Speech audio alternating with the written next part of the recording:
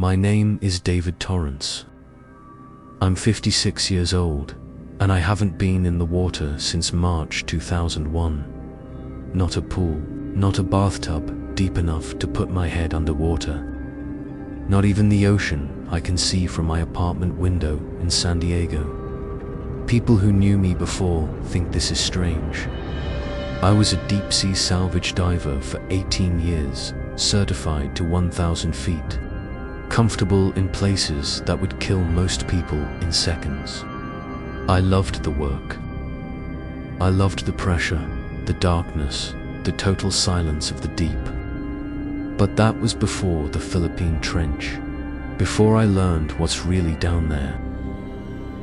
I'm telling this story now because Marcus Chen resurfaced 3 weeks ago. Not physically. He's been in the Columbia Psychiatric Institute in Portland since May 2001. The same locked ward, the same room. But something changed in him recently.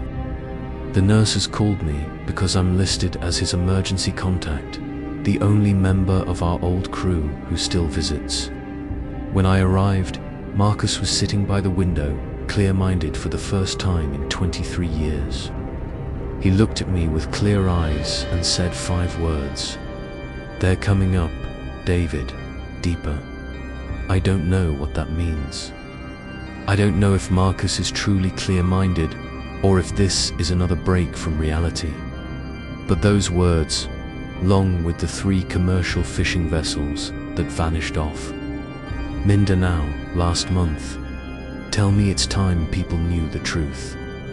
Not the cleaned-up report filed with Maritime Safety International.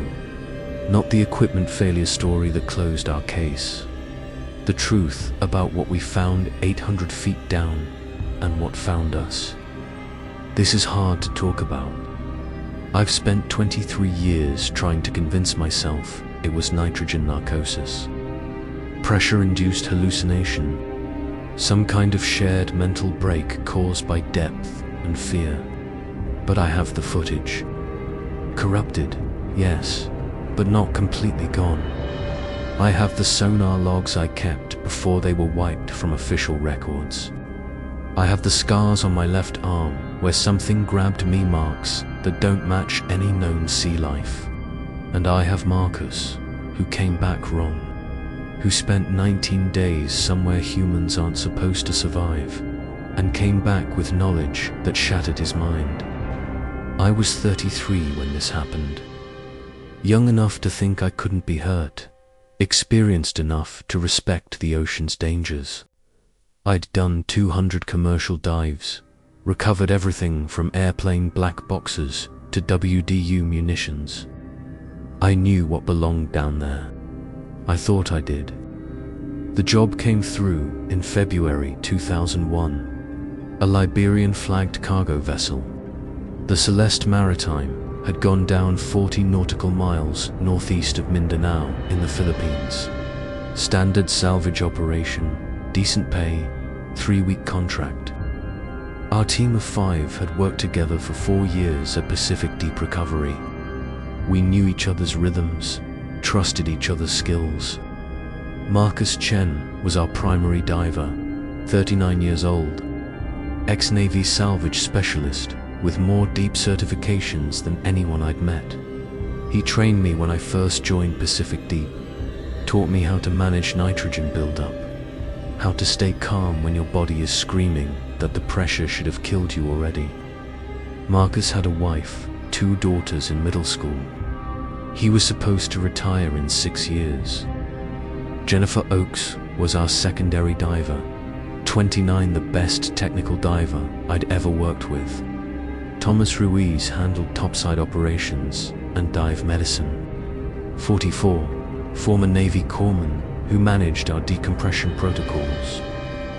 I was the documentation specialist, managing cameras, sonar equipment, and sample collection. Peter Halifax, 51, was dive supervisor, running operations with strict safety rules. We flew into Davao on February 23rd and spent 3 days checking equipment. The Celeste Maritime had gone down in 890 feet of water on the edge of the Philippine Trench.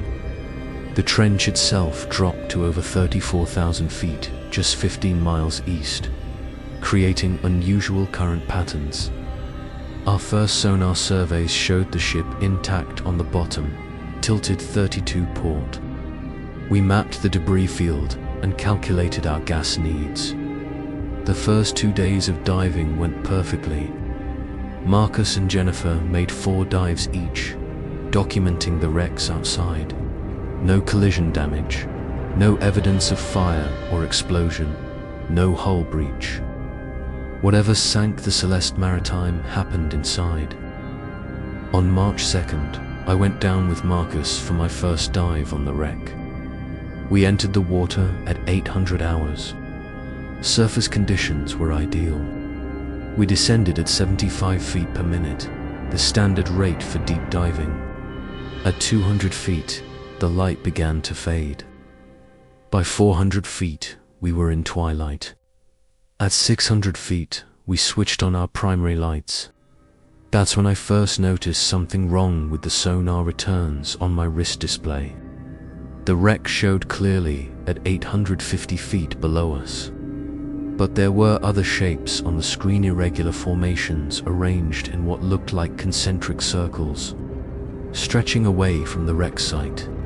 I signaled Marcus and pointed to my display. His response came through the COM system. Seeing it too, probably volcanic basalt columns, common in trench zones. At 750 feet, my lights picked up the first of the formations. Not basalt, not rock. What we were looking at seemed like coral at first, but the color was wrong, pale white and grand. The shapes were wrong. Too neat, too familiar. I swam closer. That's when I understood what I was seeing. The coral branches were bones, human bones, ribs, femurs, arm bones, arranged in careful patterns, like an underwater garden.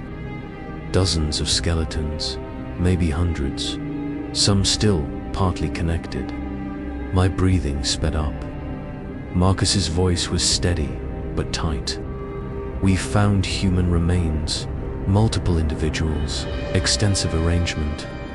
Requesting permission to document and continue to primary target.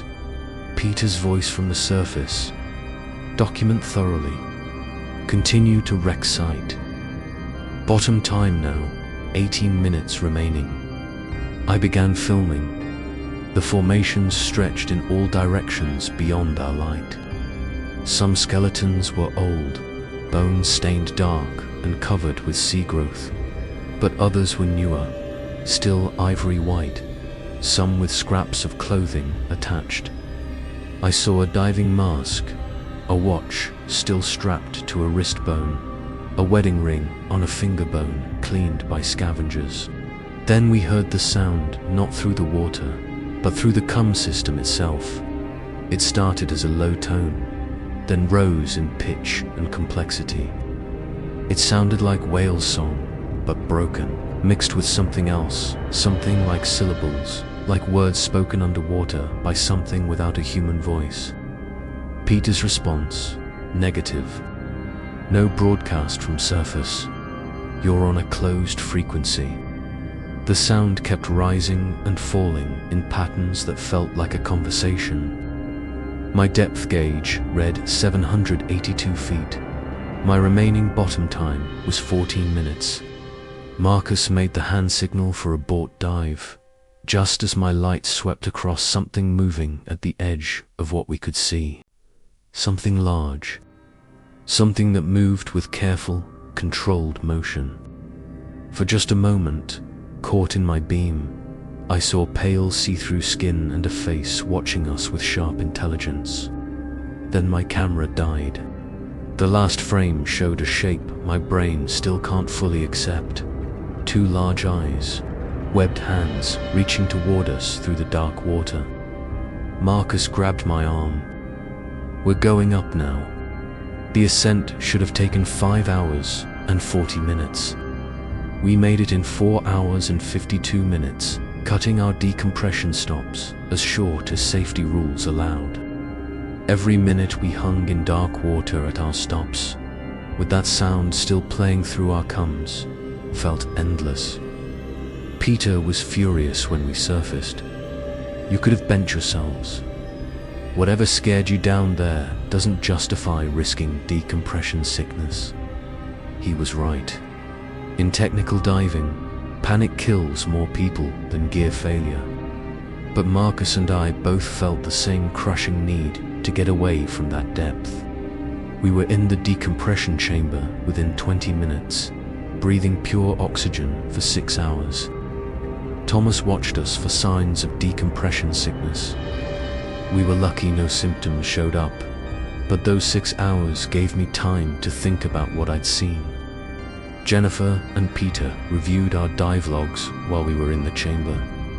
The bone formations showed clearly on sonar irregular structures spreading about 300 feet in all directions from the wreck site, but there was no record of any mass death event here. No sunken ships that could explain hundreds of bodies arranged on the seafloor. When we came out, Peter had our camera gear spread across the dive deck. Both systems shut down within seconds of each other at 782 feet. No water leak, no obvious electrical problem. The recording media is intact, but the files are corrupted. I've never seen this kind of failure. Thomas had recorded the sound from the surface. The low frequency matches humpback whale calls, but something else is layered over it, high frequency parts that don't match any known marine mammal. And there are patterns that look almost like speech sounds, but twisted. Jennifer studied the sonar logs. These formations aren't random. Look at the spacing. These structures are in concentric rings. Each ring is about 40 feet from the next. That's not natural.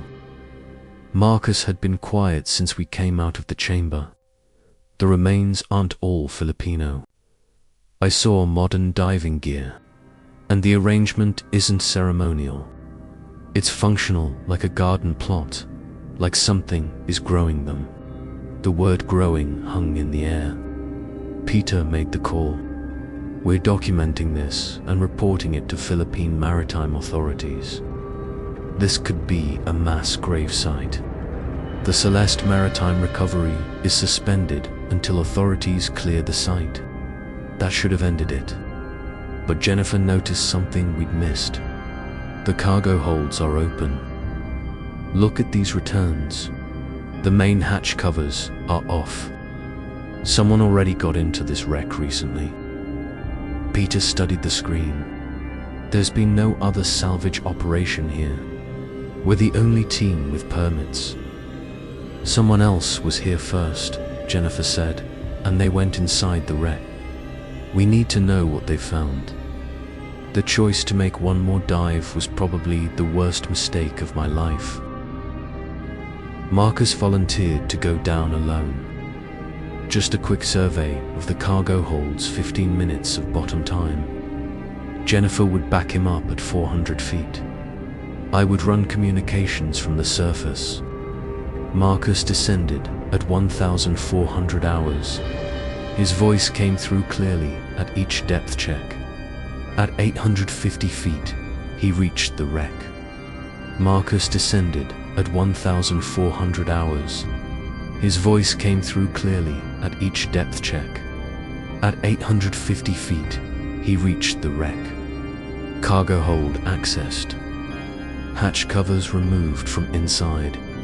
Someone cut through the locking mechanism from the interior. Entering hold now. There was a long pause. Then, Jesus Christ. Report, Peter said immediately. The cargo. It's not what the manifest said. These aren't shipping containers. These are cages. Steel cages. Maybe 20 of them, each about 8 feet long. And they're all open. Whatever was inside is gone. My skin went cold. "Marcus, get out of there." "Wait, there's something written on the bulkhead, scratched into the metal coordinates, and a date. December 1987, and it says, they took all of them. God forgive us." The sonar display exploded with new returns, dozens of them moving up from deeper water, rising at impossible speeds, coming from the trench, closing in on Marcus's location. "Marcus, you have multiple fast movers approaching. Start emergency ascent." "Jennifer, prepare to assist." Marcus's breathing sped up. "I see them. There are dozens. They're surrounding the wreck. They're not fish. Peter, what are they?" Through the comm system, I heard that sound again, louder now, coming from many sources, and under it, a rhythm that sounded like speech. "Emergency ascent. Jennifer, descend to 600 feet and provide escort." But Marcus wasn't answering. His breathing became fast and shallow. On sonar, I watched the returns close around him. His vital signs display began showing strange changes. Heart rate dropping, oxygen use falling. "His equipment is failing," Thomas said. "But this isn't normal failure. His body's metabolism is slowing down." Jennifer reached 600 feet. I have visual on the wreck. I can see lights. Multiple lights, but they're not Marcus's lights. They're bioluminescent, moving around the cargo hold. "Marcus, respond." The comm system crackled. When Marcus spoke, his voice was wrong to calm, too far away. "I understand now. They're showing me. They've been taking them for so long." The cages, Marcus's vital signs, fell below the level of consciousness. On sonar, I watched his return sink, not rise toward Jennifer, but drop deeper, pulled down by the shapes around him. Jennifer tried to follow, but Peter ordered her to abort at 720 feet. We listened to Marcus's regulator through the comm system for 8 minutes, steady breathing. Automatic rhythm, then silence as he passed beyond comm range. The sonar tracked him to 1,400 feet before we lost him. Marcus Chen had gone down into the Philippine Trench, surrounded by things that shouldn't exist, and we had no way to follow. Below 1,200 feet, the pressure is so extreme that the human body can't function. Marcus should have died within minutes, but we heard him breathing steady and normal for 8 minutes after he passed the depth, where human life should be possible. Thomas insisted we stay in place. If there's any chance he's alive, we need to be here when he comes up. We have hyperbaric facilities. We can't leave. So we stayed. Jennifer and I took turns watching the sonar. Peter filed a preliminary report with Philippine maritime authorities, carefully leaving out what Marcus had seen. The official report said only that a diver likely had nitrogen narcosis and went below safe limits. The authorities told us to hold position and wait for a Coast Guard vessel. They ordered us not to dive again. During those 24 hours, we reviewed everything. Thomas played the audio recording of Marcus's final transmissions again and again. Jennifer analyzed every frame of corrupted camera footage. I studied the sonar logs, tracing the shapes that surrounded Marcus. The pattern was clear. They moved together on purpose, like a team. On the second night, Jennifer found me on deck. I found something in the historical records. In December 1987, a Philippine Navy patrol boat vanished here. 7 crew members. No wreckage ever found. The official report blamed a storm, but there was no storm here in December 1987. She showed me a naval report. 3 months before that, a fishing vessel reported seeing lights in the water at night, bioluminescent displays moving in organized patterns. They also reported hearing sounds they described as underwater singing. The Navy sent that patrol boat to investigate, and it never came back. What about the cages? I asked. Jennifer nodded slowly. The Celeste Maritime wasn't carrying electronics and textiles. It was contracted by a private security company. The crew manifests lists 8 people, but harbor records show 16 people boarded in Manila. 8 crew and 8 passengers with no paperwork. You think there were people in those cages? I think the cages were full when the ship went down. And I think whatever is down there knew the ship was coming. That's why the cargo hold was opened from the inside. They were taking back what had been delivered. We sat in silence. Then Jennifer asked the question I'd been avoiding. What did Marcus mean when he said they're still alive, still conscious? I didn't have an answer. At 2,500 feet, the pressure is more than 65 atmospheres. Nitrogen becomes toxic. Oxygen becomes poisonous. No gas mix should allow human consciousness at those depths unless something else is sustaining it. Something that has learned to keep humans alive there for its own reasons. The Coast Guard arrived 31 hours after Marcus vanished. They interviewed each of us, checked our gear, examined our logs. They were professional but doubtful. The lead investigator, Commander Reyes, was blunt. Your diver had nitrogen narcosis and went beyond safe limits. The formations you describe are likely natural geology mixed with remains from old sea accidents. The sounds and sonar shapes are acoustic effects. Thermal layers and gas vents can create strange signals. They were going to bury it, call it an accident caused by diver error. Our evidence didn't matter. We were ordered to pack up and leave Philippine waters within 72 hours. On our last night at the site, the sonar alarm picked up one return, rising from deep water, climbing slowly, following a decompression profile that looked controlled. Coming from over 1,200 feet, I woke the others. We watched it rise. It took hours. The ascent speed was perfect, exactly what decompression charts recommend.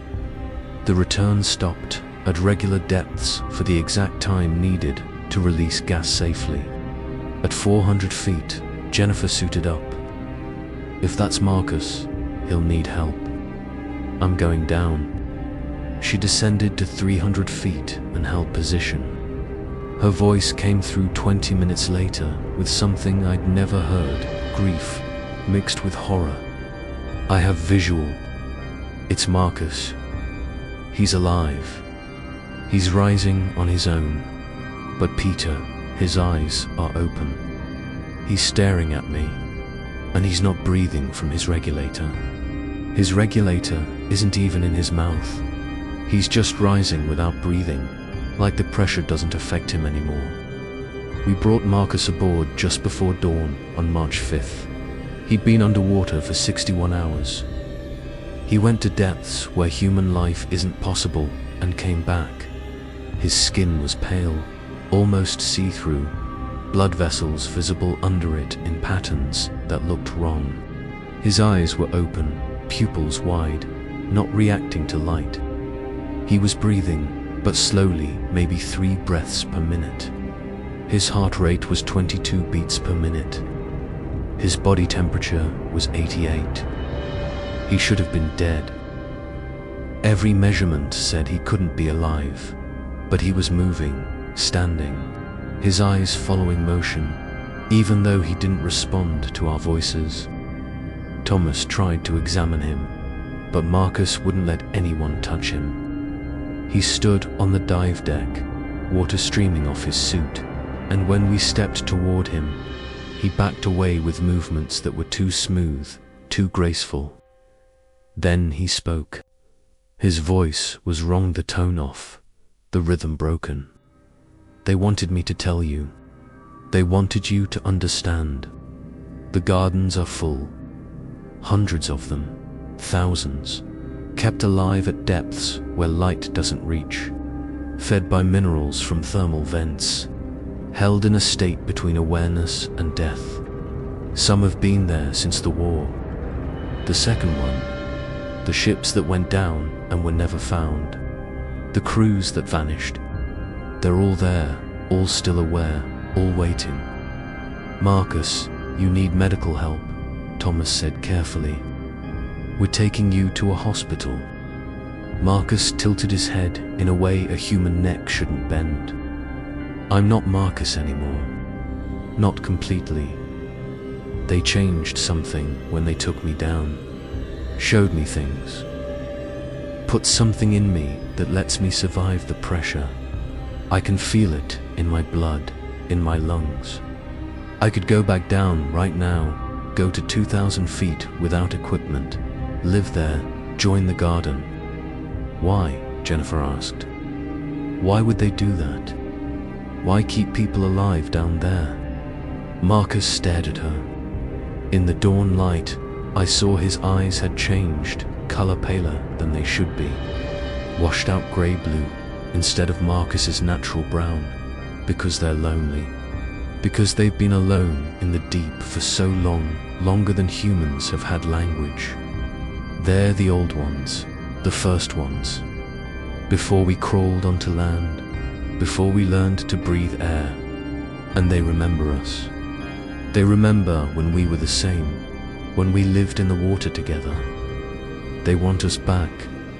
They want to show us where we came from, what we lost when we chose the surface. He stepped toward the rail, toward the dark water. Peter moved to block him, but Marcus was faster. He vaulted the rail with ease and dropped into the ocean, vanishing under the surface without a sound. We reported everything to the authorities. They dismissed it as mental trauma and decompression-induced psychosis. Marcus was declared lost at sea, presumed dead.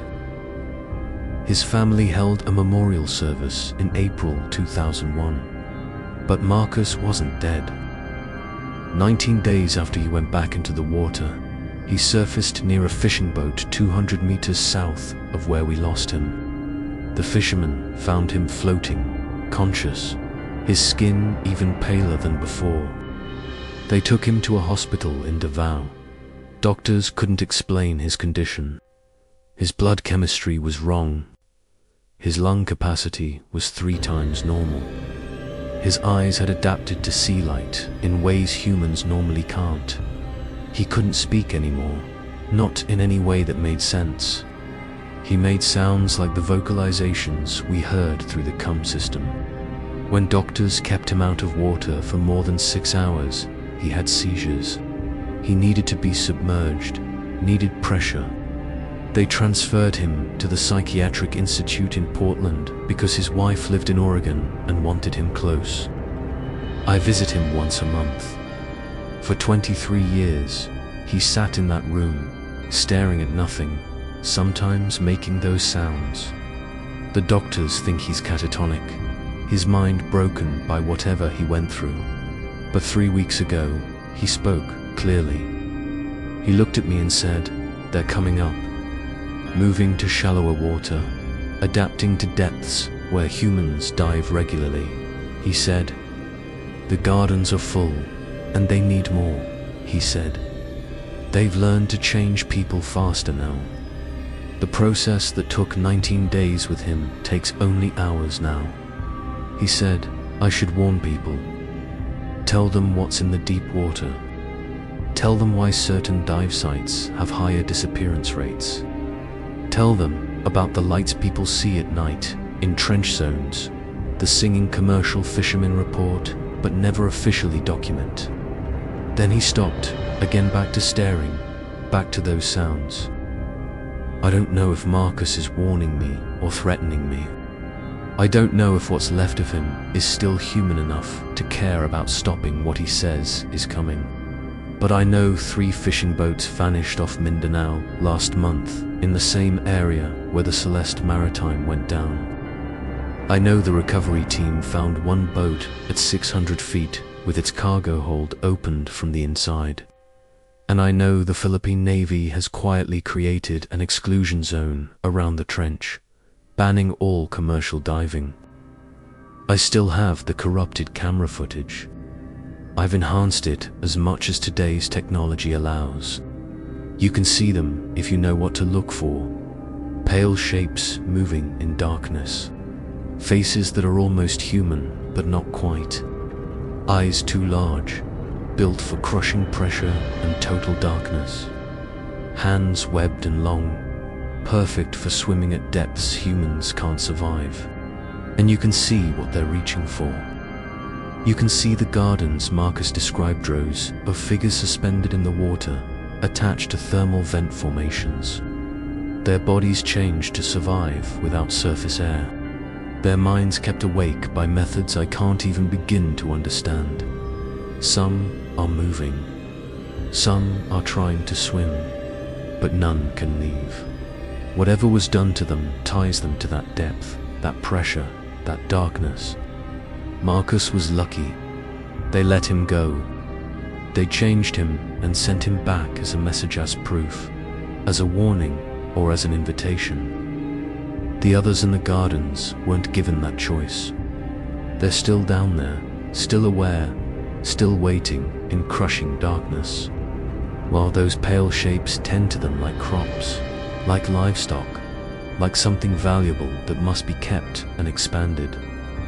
I don't go in the water anymore because I know what's waiting below the light.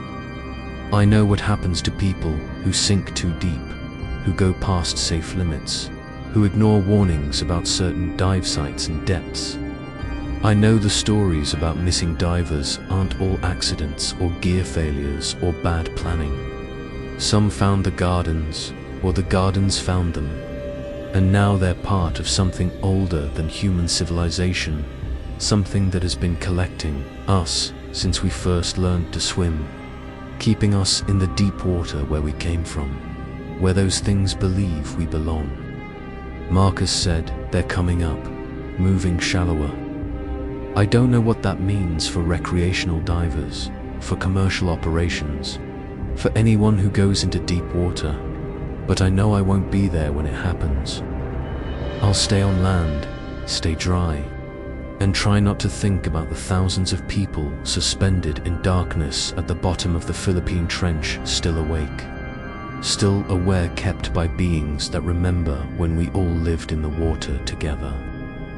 I didn't tell anyone the full story for 2 years after we came back from the Philippines. I filed reports, attended debriefings, spoke with maritime safety investigators. I gave them the cleaned up version. Equipment failure, probable nitrogen narcosis, tragic accident. The words felt empty, but they were what everyone wanted to hear. Pacific Deep Recovery shut down 6 months after we lost Marcus. Peter retired and moved to Arizona, as far from the ocean as he could get. Thomas took a job teaching hyperbaric medicine at a university in Michigan. Jennifer disappeared. She stopped answering calls in June 2001, and when I went to her apartment in San Diego, the landlord said she broke her lease and left no forwarding address. I found her 3 months later in Costa Rica. She was living in a small house in the mountains, working as a carpenter, doing anything that kept her away from water. When I showed up at her door, she didn't look surprised. "I knew you'd come eventually," she said. "You're the only one who can't let it go." She was right. I couldn't stop thinking about what Marcus said about the gardens, about people kept alive in crushing darkness. I spent 2 years researching maritime disappearances, comparing dive accidents with how close they were to deep water trenches, looking for patterns. I found 47 cases, I told Jennifer, spreading papers across her kitchen table. 47 commercial divers who vanished during work near trench zones in the last 30 years. No bodies found, no gear found. Official explanations range from equipment failure to shark attacks to strong currents. But they all vanished at depths between 600 and 900 feet. And they all reported strange sonar readings or weird sounds before they disappeared. Jennifer looked at the papers without touching them. "What do you want me to say, David?" "That you're right. That something down there is collecting divers. We already know that. We saw it." "Someone believes us," I said. "I've been contacted by other divers who've seen things they can't explain. A salvage operator in Japan who lost 2 crew members near the Mariana Trench in 1998. They described the same formations, the same sounds.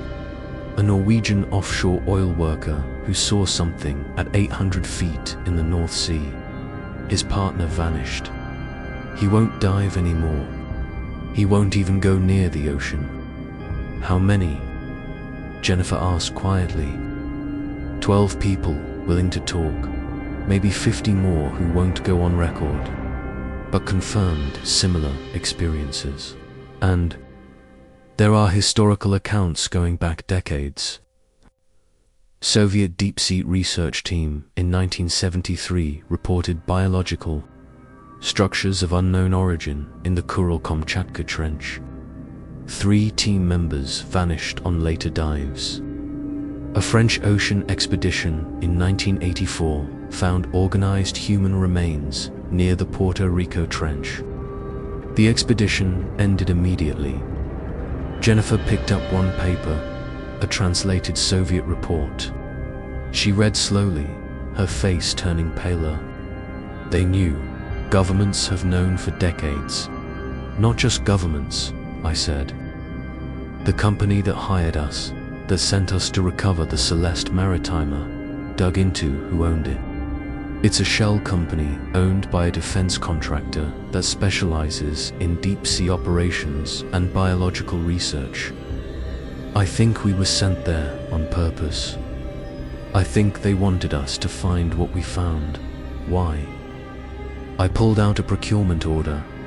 I got through a contact in military logistics. Because someone is trying to copy what they do, the biological tricks that let them keep humans alive at extreme depth. The US Navy has run a classified program since 1989 called Deep Acclimation. They're studying extreme pressure adaptation, forced biological change, suspended awareness states. Jennifer put the paper down like it burned. "You think the Navy is trying to make their own gardens?" "I think many governments are trying," I said. "And I think they've been using those things as a model. What if the Celeste Maritime wasn't an accident?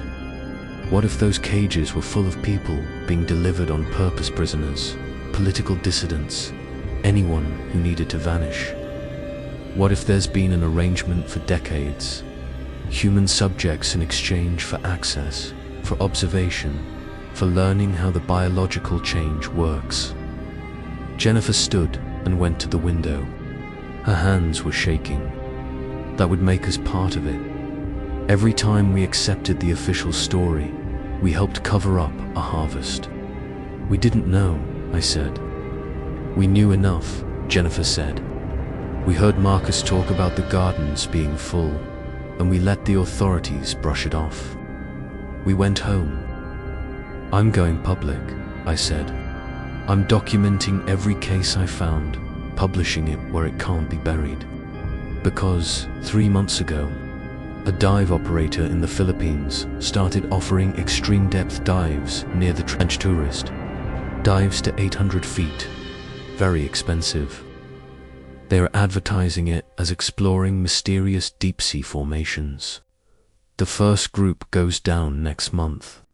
15 divers." Jennifer's face went white. "Someone is sending divers down there on purpose." "I think someone is filling an order," I said. "I think the gardens are growing, And I think whatever deal exists needs regular deliveries. Jennifer was silent for a long time. Then we go back. We document it properly this time.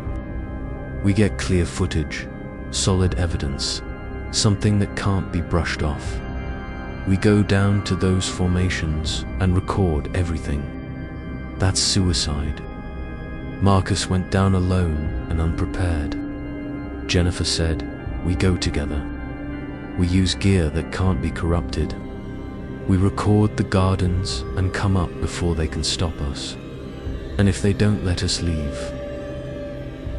Jennifer looked me in the eyes. Then, at least we tried.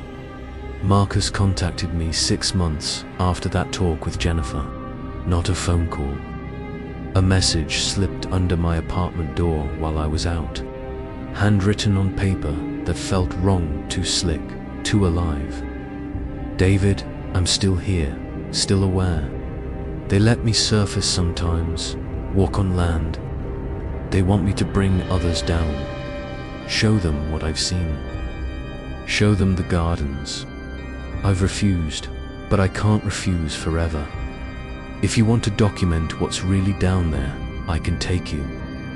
I can get you to the gardens and back, because I'm one of them now. They trust me. Meet me in Davao, March 2024. I'll have equipment." The message had an address and a date. I showed it to Jennifer. The paper left residue on our hands, oily and faintly glowing in the dark. "This could be a trap," Jennifer said. "Marcus might not be Marcus anymore. He might be bringing you down to add you to the gardens." "I know," I said. "But if there's any chance to get real proof that can't be brushed off, I have to try." Jennifer shook her head. "We both go. We don't split down there, and we bring our own equipment, our own safety rules. We don't rely only on what Marcus gives." We spent the next year getting ready. Jennifer built backup recording systems with hardened storage. We tested gear at deeper and deeper depths, pushing our limits. We arranged for the footage to be released automatically if we didn't return by a certain time. On March 3rd, 2024, we arrived in Davao. The address led to a warehouse near the docks. Inside, Marcus was waiting, and I barely recognized him. His skin was translucent, showing changed systems inside. His eyes were fully gray, reflective. When he moved, it was with smooth grace that looked wrong. "You came," Marcus said. His voice was different, the tone off. "Both of you, good. You'll need each other down there." He showed us equipment that shouldn't exist. Diving suits made of material that felt alive. Rebreathers using organic filtration. Cameras housed in crystal shells. "This is from them," Marcus explained. "Made in the deep. This will let you survive down there. The suit bonds with your skin, makes a second system that handles pressure. You'll be able to reach the gardens." "And when we come up," I asked. "You'll have leftover changes," Marcus said. "Better lungs, better pressure tolerance. Nothing like what I have, but you'll never be exactly the same." Jennifer inspected the gear. "We're bringing our own recording systems to backup documentation."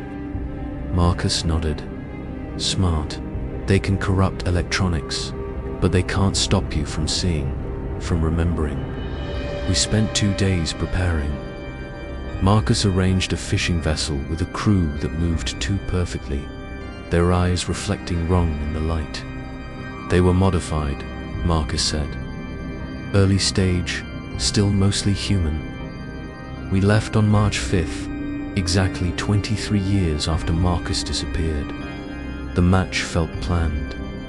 We reached the site by noon, the same coordinates as 2001. The water was unnaturally calm. Marcus helped me into the living suit. It sealed around me like a second skin. I felt it connect, felt something push into my skin at many points. The rebreather attached to my face, and I felt it grow into my nose. I gagged, then adjusted. Jennifer suited up beside me, her face pale but firm. We attached cameras, checked backup systems. "Ready?" Marcus asked. We entered the water at 1300 hours. The suit fully activated, changing my body chemistry, slowing my heart. We descended fast, much faster than normal rules allow. At 200 feet, I expected nitrogen narcosis. I felt only clear thinking. At 600 feet, we should have stopped. We kept going.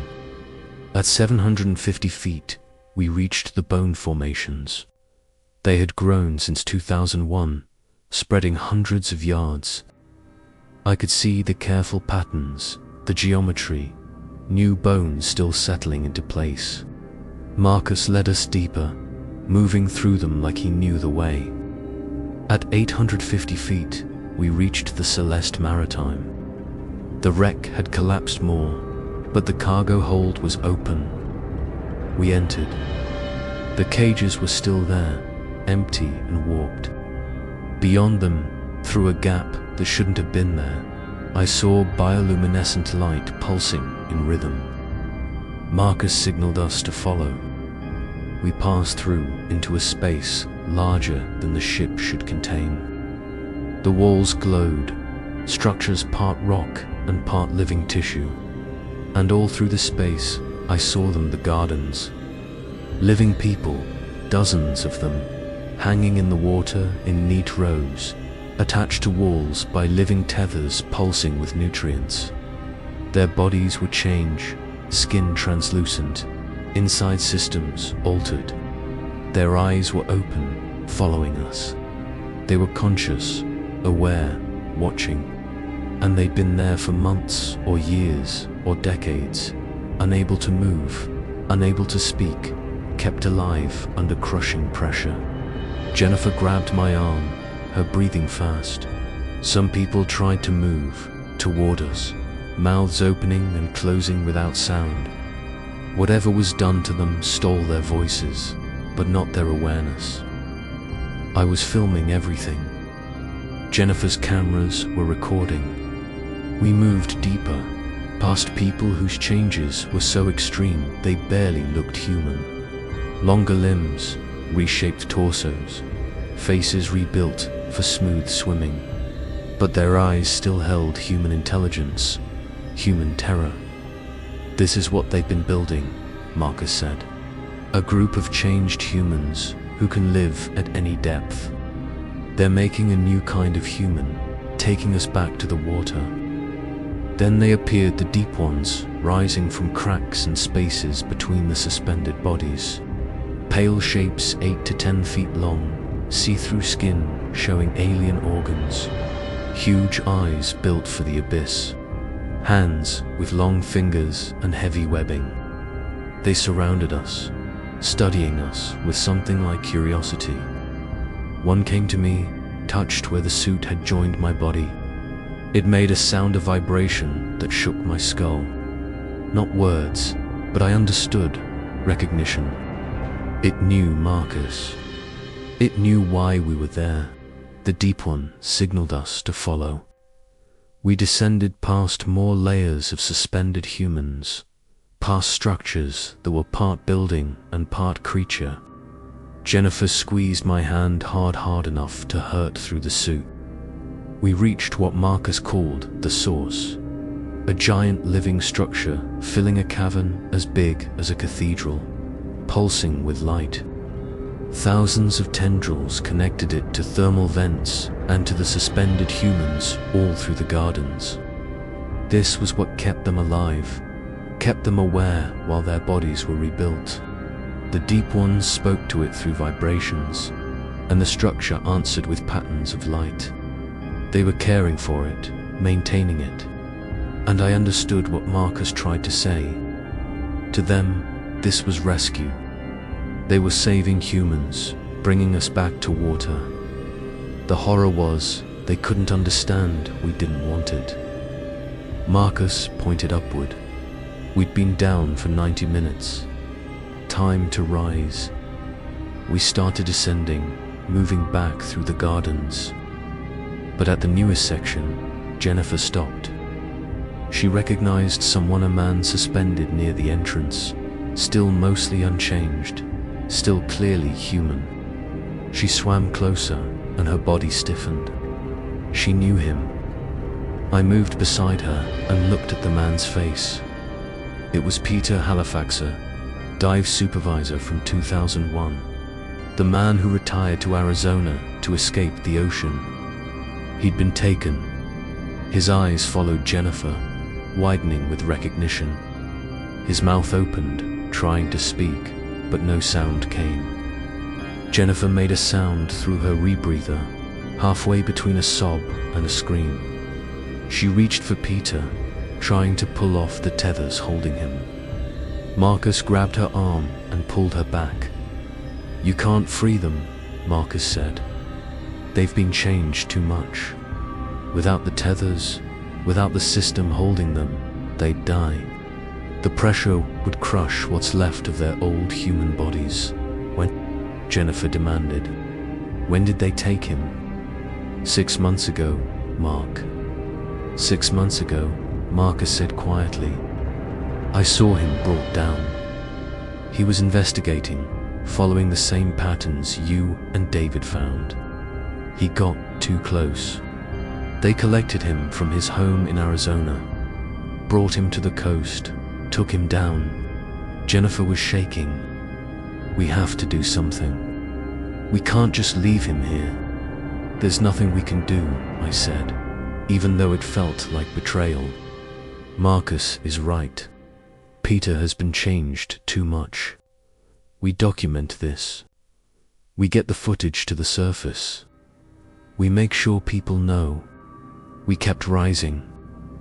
At 400 feet, the living suit tightened, preparing to detach. At 200 feet, I felt it pulling away from my skin, withdrawing the connections it made to my blood system. It hurt, leaving marks where it had pushed deepest. We surfaced after 2 hours of decompression stops. The crew pulled us aboard, their modified eyes watching with something that might have been pity. Marcus surfaced last, moving through water without gear, without needing to breathe. Jennifer tore off her rebreather, gasping. "We have to go back. We have to find a way to free them." "There is no way," Marcus said, climbing onto the deck with inhuman ease. "They're part of the system now, part of what's being built. The only way to free them would be to destroy the entire garden. And there are dozens of these sites, maybe hundreds all over the world, wherever trenches allow extreme depth." "How many people?" I asked. "How many are down there total?" Marcus paused. "Thousands, maybe tens of thousands. They've been collecting for decades, building a population, getting ready." "Getting ready for what?" Jennifer demanded. "For the return," Marcus said. "They believe humans made a mistake when we left the water, when we evolved to breathe air, to live on land. They're fixing that mistake, one person at a time right now. But soon they'll speed uptake, larger groups, whole ships. When deep currents shift and conditions are right, they'll start mass collection." "When?" I asked. 18 months, Marcus said. "Maybe less. The signal will come. The modified ones on the surface will help. They'll sabotage ships, cause accidents, push people into the water, and the deep ones will be waiting." We sailed back to Davao in silence. Jennifer and I reviewed the footage. Hours of video showing the gardens, the suspended people, the deep ones tending their crop. It was undeniable proof. But when we tried to copy files to backup drives, they corrupted. Every electronic system we brought was damaged by something during the dive. The video broke, became unreadable. Only the footage stored in the living cameras Marcus gave us stayed intact, held inside the organic material of the suits. They planned this, Jennifer said, staring at the ruined files. They let us record it, knowing only their living tech would keep it. Tech they might control or erase later. Marcus shook his head. The organic storage is permanent. They can't erase it without destroying the physical medium. But they knew you try electronic backup. They disrupted it during the dive electromagnetic pulses that wreck digital storage but don't affect living systems. So we have proof, but only in a format most people can't use. I said I can convert it. Marcus said you can pull it out, change it into shareable formats. But you need to understand, releasing it makes you targets. The modified ones on the surface, the ones in maritime jobs and government agencies will try to stop you. They'll ruin your name or make you disappear. We have to try, Jennifer said. Peter is down there. Those other people are down, they're awake and trapped. We have to tell someone. We returned to the US with the organic storage hidden in sealed containers.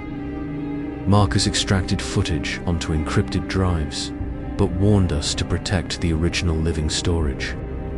It was the only proof that couldn't be dismissed as CGI. For 3 months, we prepared to release it.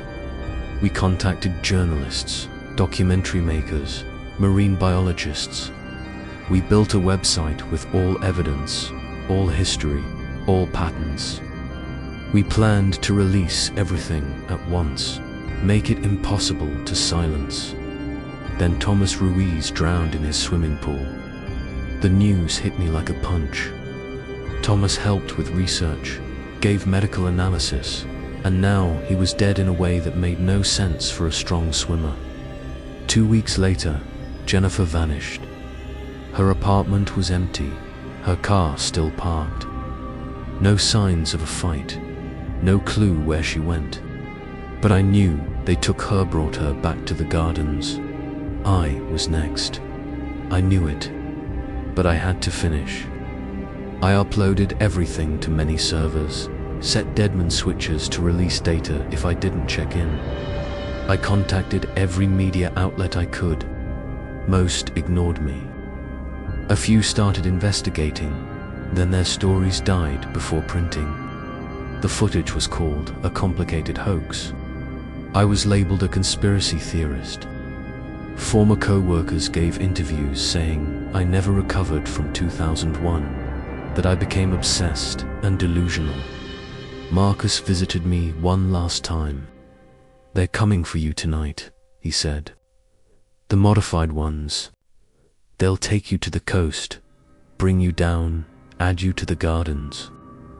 Your proof will be buried and forgotten. This is how it ends. Then help me, I said. You can stop them. You're stronger, faster.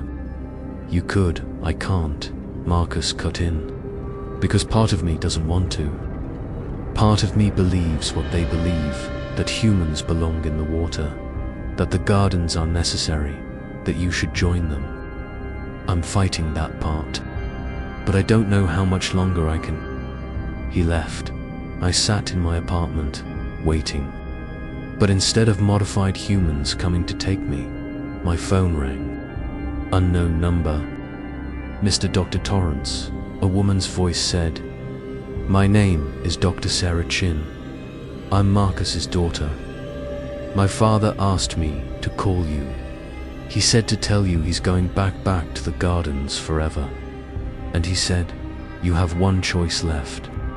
You can hide, spend the rest of your life running. Or you can tell this story. Put it somewhere it can't be erased. Even if no one believes you now, someday, when more people disappear, when ships start sinking in patterns, someone will remember.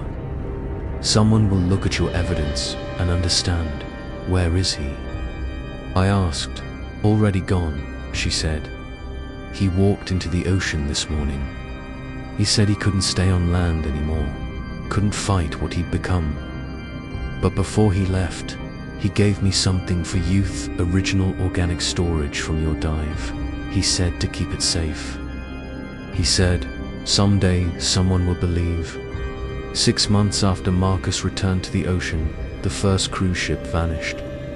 The Caribbean Star, a luxury liner with 2,400 passengers and crew, disappeared without a distress call while crossing deep water between Puerto Rico and the Virgin Islands. The last known position was directly over the Puerto Rico Trench. Search and rescue found nothing. No debris, no life rafts, no bodies. The ship had simply stopped existing. The official investigation blamed sudden structural failure and rapid sinking, even though no evidence supported it. Families got settlements. The story faded from the news within a month. I knew better. I knew what really happened. The ship was pulled into deep water by something that wanted its passengers. 2,400 people delivered to the gardens in one operation. 3 months later, a container ship vanished in the Mariana Trench. Then a research vessel in the Tonga Trench. Then a fishing fleet off Japan, 12 boats vanishing at once. Official explanations changed. Storms, gear failures, piracy. But the pattern was clear to anyone who looked. The harvest sped up. Mass collection had begun. I tried to warn people. I wrote articles, gave interviews to anyone who would listen. I showed the footage Marcus helped me extract. Most called it a hoax or said I was mentally breaking down. A few believed me but felt helpless.